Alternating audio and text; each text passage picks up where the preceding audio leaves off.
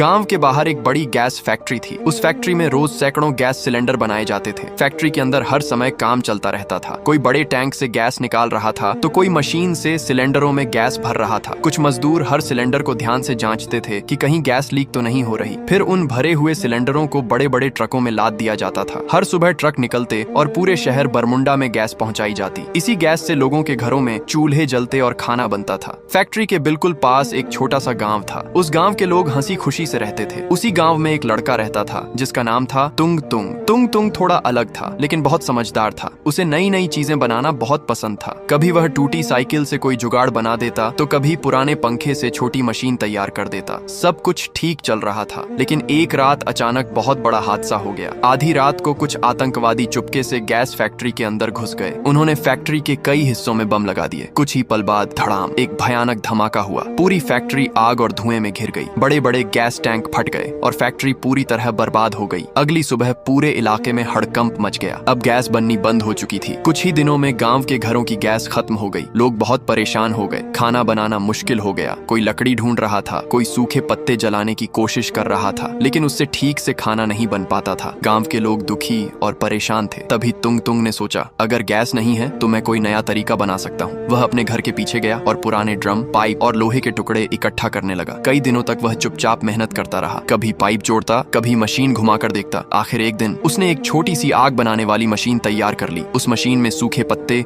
भूसा और कचरा डालते ही मशीन के अंदर से तेज और लगातार आग निकलने लगी। अब उस आग पर आराम से खाना पकाया जा सकता था। तुंग तुंग ने वह मशीन पूरे गांव को दिखाया। गांव वाले हैरान रह गए। अब बिना गैस के भी उनके घरों में चूल्हे जलने लगे। कुछ ही दिनों में तुंग तुंग ने ऐसी कई मशीनें बना दी। पूरा गांव खुश हो गया। लोग तुंग तुंग की खूब तारीफ करने लगे। उस दिन के बाद गांव में एक बात सबकी जुबान पर थी, समस्या कितनी भी बड़ी क्यों न हो, अगर दिमाग और हिम्मत हो तो उसका हल जरूर निकल जाता है।